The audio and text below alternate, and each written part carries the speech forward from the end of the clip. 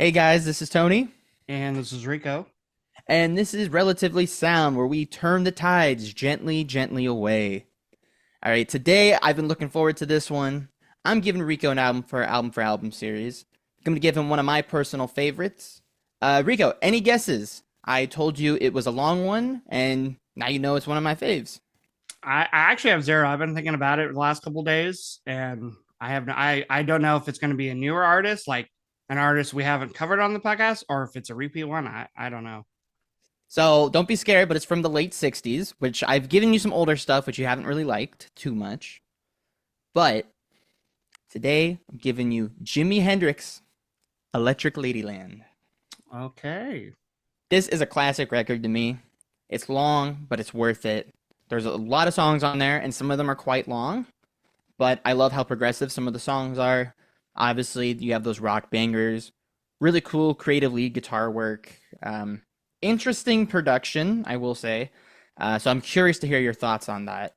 Um, and yeah, some of these songs are like top tier songs for me in my top 50 songs maybe. So all right, I think I've hyped it up enough. Are you ready to jump into it? Let's get into it.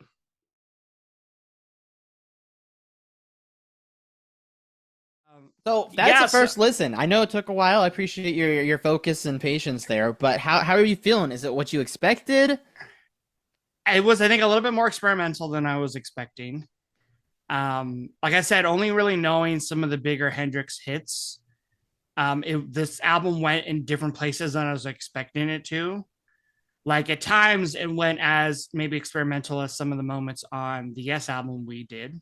Again, though, I think my take on the first listen, my takeaway was how impressed I was by Hendrix's bass playing, Mitch's drumming, and maybe just some more of the experimental moments on the album. But I can't tell you if the experimental moments will stick with me as much as some of these more classic moments that I mentioned before. So at maybe because of length and maybe because of I know how monumental Hendrix is to the world, or not just rock music, music in general. I'm definitely going to need at least a handful of more listens before I can kind of give you my final thoughts on not only some of these songs specifically, but on the album as a whole.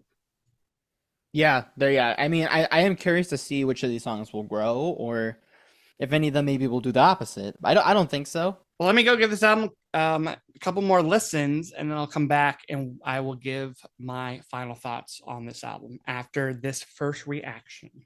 All right, and we are back. Rico has now hopefully listened to the album at least 3 times. I know it's a long one, so I don't expect as many listens. But how you feeling about the album?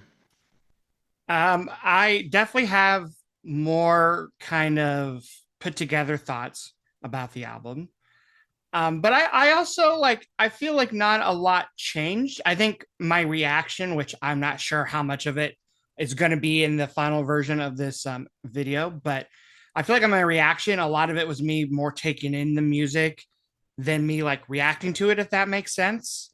Um, because this style of music you wouldn't think would be that new to me, classic rock, but I feel like this album had a lot more kind of experimental stuff than I was expecting, but not in a bad way. So I think a lot of it I was taking in, and I'm someone who really enjoys music, obviously, or we wouldn't be doing this. But like when it comes to like guitar solos and riffs and stuff, I maybe am less reactionary towards those type of tropes and rock, classic rock music. So I feel like usually when I listen to a song, I'm diving into like lyrics or melodies and stuff like that. And there was plenty of that in this album, don't get me Tons of wrong. But melodies on this record. but there was also a lot of sections where it's like instrumental for like 4 minutes at a time.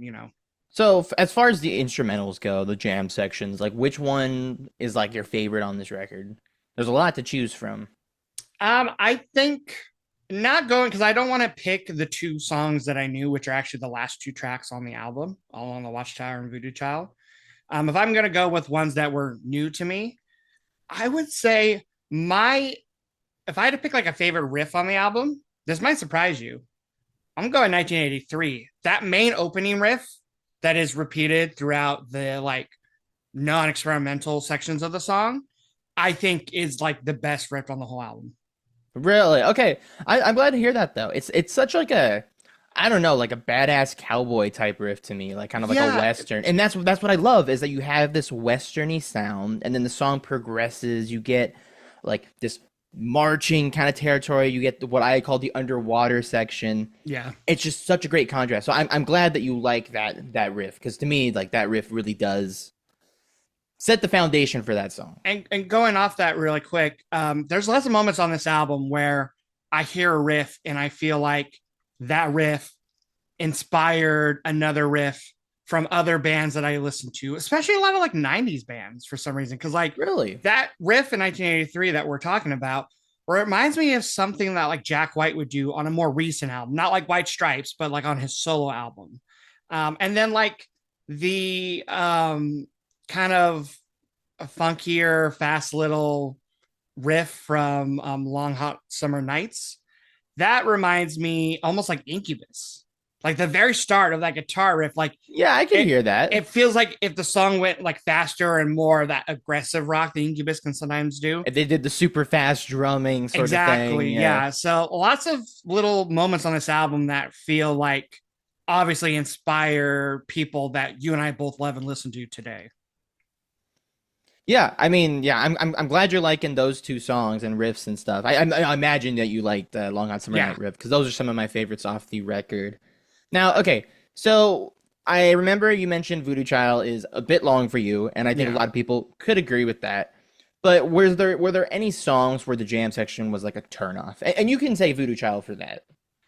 Um, no, I mean, I don't think anything was like a turn off.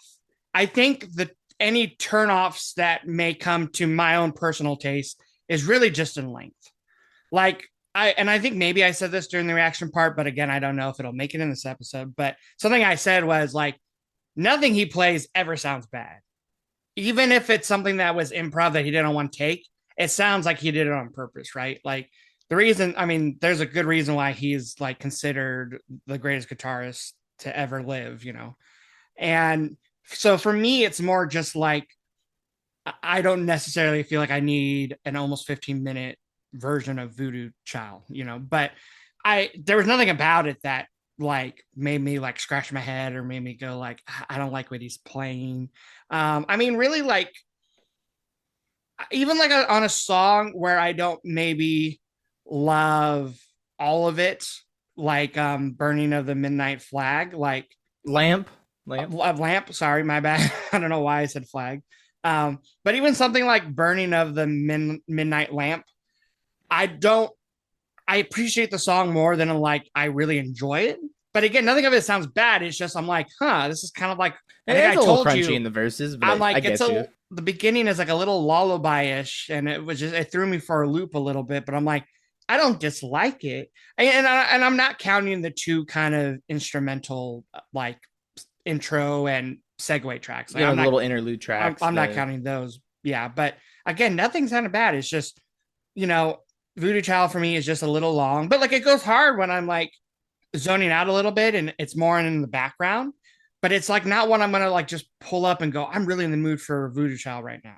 You know, maybe if I like was wanting to play along with the song, if I wanted to improve my guitar playing chops, that'd be a cool song to like jam to. But like just to like straight up listen to, that's just not the type of song I personally would like pull up, you know, and play randomly. So okay, I'm really excited to ask you this. I want to hear your thoughts on what do you think of the sequencing of the album, the track list order? Because let me start by saying, I even though yeah, do I need a two like 15-minute long songs on the album? Not necessarily, but to put one of them as like the third actual song on the record is kind of it's really bold, which I like that. I like how unapologetic that is. I like that 1983 is cushioned between the interlude track as well as the rainy day, still dreaming type songs. And I do think that coming kind of full circle to go back to Voodoo Child at the end works very well. So for a long album, which are hard to sequence, I think this is actually a really good sequence. I'm going to surprise you and say that I basically agree with you. Oh, Now okay. you did say Voodoo Child was the third song. It's actually technically the fourth if you count the Third intro. real song. But because it is, let's just say it's the fourth song on the album, the Okay. first three songs before it are all under 3 minutes. And like you said, the first one is not A even a minute song. 20. A Yeah, it's minute not even 20. a song really. So the fact that like the two real songs before it are so short and to the point, I'm kind of okay with the longest song being the fourth song on the album. And then I kind of like the run basically from Little Miss Strange all the way to 1983. That felt just kind of like the most steady part of the album, right? Um, I will say, for some reason, Gypsy Eyes is just the most forgettable song on probably the whole album for me, which is maybe a hot I take, get that. but it doesn't really stick with me. Where something like Little Miss Strange really grew on me. That Okay, song good. is I was like just gonna ask you that that's after. like in Yeah. my top five now for sure. I love how quirky it is, and the lead playing Yeah, is very entertaining. it's very fun. It's very fun, but like it's fun in a different way than like Come On, because Come On is just like a little bit more abrasive and like it's got more of that rock edge. Where Little Miss Strange sounds like it doesn't really sound like Hendrix necessarily. And I know it's because he's not singing, but like even the playing sounds more just like another 70s band than it does Hendrix. So it's kind of a nice little change of pace. And then, like you said, I do like where 1983 is placed. The interlude track after it makes sense. For me, the only part of the album that kind of slows down, I guess, starting with the interlude track, would be that track and the following two. Um, Still Raining isn't one of my favorites. And even though House Burning Down, I really enjoy the instrumentation. Again, it's not one that like comes to mind when I think of this album. But I think the album closes really strong. I think All Along the Watchtower, maybe I have a bias because I like Dylan and I've always liked Hendrix's version, but I think that's one of the best songs on the album. And Voodoo Child is like maybe the most like classic riff on this entire track list. So I think the album closes great. So I really don't have a problem with the track list order. Like I said, maybe just track 14 and or sorry, track 12 to 14 is just slightly underwhelming. But other than that, I mean, it's a 16 song album, so it's going to be hard to have like the perfect sequencing. But I think it does its job very well. I do like House Burning Down near the end because that intro, just like, especially like like you hear like the look at the sky turn to hellfire red. You just have like the big bend, the wash and stuff like that feels awesome and badass. Like the end is coming, but then yeah, you get two whole entire songs after. Um, but just thought I would mention that. And I gotta ask too because you haven't really talked about them. The title track, Have You Ever Been to Electric Ladyland, and Crosstown Traffic. How do you feel about those songs? Because those are not necessarily like my number one and two on the record, but those are some of my favorites. Well, Crosstown Traffic would probably be my top five as well. That one out of like the shorter, kind of more like not punky, but Punchy? punchy rock songs on the album. That one's one of my favorites. That's also my favorite, I think, like vocal performance from Jimmy, and almost like the rhythm section of the kind of stop and go, the guitars kind of like back away when he starts singing. That one has like the most swagger to it. So that one's one of my favorites. And I do really appreciate the basically the title track. Have you ever been to Love like that one. I mean, I really like it because it is like the most like psychedelic song on the album. I think, well, okay, maybe not more than 1983, but like maybe psychedelic then isn't the word I'm looking for, but it's like it's It's it's hard like to that like describe. It's old like 70s movie scene where they like smoke weed for the first time and they're just like their mind expands. Like exactly, it's but just something that takes you away. the fact that this came out in 68 is almost kind of like it's impressive that this song almost feels like a precursor to a lot of 70s music, because I mean that's kind of where I was getting when I said psychedelic was it's a lot more of a calm song. It's kind of interesting that it's like the first real song on the album, because for not never since I've never heard a Jimi Hendrix album in its entirety before, I was expecting something like a Fire to begin the album, like a song of that, like Crosstown Traffic was the song I thought would be like number one on the track list order. But when you Yeah, I get mean Purple Haze, right, opens the first Hendrix record, I believe. yeah, so to get Electric Ladyland as kind of the first song on the album, I was like, oh wow, this is interesting. Like this is not what I was expecting. And it's interesting because I feel like that song, um, Burning and 1983 are like the most, besides the two instrumentals, are like the most Out experimental there, songs. Yeah. experimental, yeah. So, but I like that there was a mix. I do like there was a mix because, like, yeah, there's some songs on here that I like, but I don't remember every section on, like "Come On" or "Rainy Day," or even the "Still Raining." But those are those three songs that I mentioned. I like because they're memorable because they're so out there. All right, and then I got one more specific question for you, and I will say a little statement first about it. Is so the overall production of the album. So for me, I actually really enjoy the production for the most part. Like I think that they complement the songs. I feel like the production was used creatively, to better express the vibe they're going for. But there's kind of like two big things that I have mixed feelings on. One is that on some of the songs, the drums are so quiet, it almost feels like there's not drums, kind of, if you really think about it. It works though, it fits the tracks, but that is something that I'm like, I wonder what it would have sounded like with the, louder rock traditional drum sound. And then, the big elephant in the room, the insane panning that is constantly moving and moving in each song. And I think for some things it works really well. But even like last night, I was re listening to the album, and the entirety of Crosstown Traffic has the panning back and forth, and it only really works for me at the end where it is the most noticeable. But like, if you're listening for it, like all these songs do have it to the point where most of the songs have it to the point where it could be seen as distracting. Yeah, I think on my first listen and reaction, and like I said, if I do include some of that, I think I will. People will see that my reaction to the production was a little like surprised. I was like, wow, there's a lot of pan. I think I said it multiple times after the first maybe 5 songs on the album. And I was noticing, like sections where one part was really panned to one side, or like the drums were panned to that side. And I think on a first listen, it was a little much. And I think I have to just remember, like, yeah, that's why some of his albums and just himself are considered the best of all time because they were pushing some boundaries, especially as early as 1968. But I will say, too, I think listening to this album in different environments for me in the car, when I'm doing chores around the house, and like you said, not paying attention specifically to every production choice, I think it becomes less noticeable. Maybe your comment about the drums and maybe not so, because no matter how you listen to the album, yeah, the drums maybe will always sound a little quiet or quieter than you would maybe like.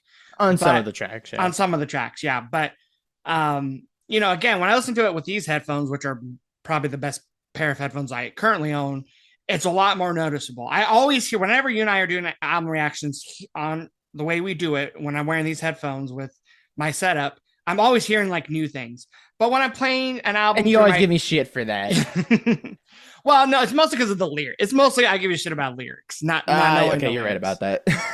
But when I'm listening to them on my speakers out loud, or I'm using my AirPods, which are like barely hanging on at this point, I don't notice those things as much. So any like small complaints or just surprises I had with the production, um, basically went away by my third listen. Nice. So I mean, Well, yeah, I did really enjoy this album. Um, I am curious to like, because he doesn't have like a ton of albums, right? dude, Unfortunately. I'm gonna be real. Like to me, there's like four like main Hendrix albums. And then Like, there's like some well, kind I would of say like there's five that I always think of as Hendrix albums, and then there's a lot of like kind of like release stuff here and there. I compilations. Yeah. Yeah, I actually don't know. I'm not the best person to ask for, Yeah. the analysis of his discography. Yeah. But But I guess I just meant like, because there's not like a ton like other bands we listen to, I'm very curious to hear how this album kind of sits just with the others, just by like personal taste, not like necessarily importance or influence, but just like how, is this one of his more experimental, or does he get a little bit more experimental with the next one? Like, do people consider this as classic sound, or is it the previous album? Like, I'm kind of curious now because, like I said, I basically just knew Hendrix for his hits: Purple Haze, Fire, Hey Joe, Along the Watchtower. But I do know I'm missing out on some of these classics, like a lot of the songs on this track list. So I would be excited to get another one down the road. Yeah, and I will definitely give you Axis Bold as Love. It's only 39 minutes too, so it Oh, kind of makes up for this one being a it's little like, bit yeah, the long. opposite of this one. I mean, the production on it's great, and I don't know how many of the songs you'll know. I mean, you know Little Wing. Yeah, I take it you know Castles Made of Sand. yeah, I do know that one enough. I've definitely heard it. Yeah, but no, I think that'll be a fun one for you to listen to. I think you'll like it. But Well, oh, I mean, yeah, that's Electric Ladyland. Thank you for listening to it. Let us know in the comments what you guys think of it. If it's your favorite of the Hendrix albums. Um, yeah, I'm just glad that you enjoyed it as much as you did. well, Tony, I think pretty much said all I was going to say. So stay tuned until next time to see what we listen to or react to next. And until then, we hope you take care and you'll be hearing from us soon. Bye bye.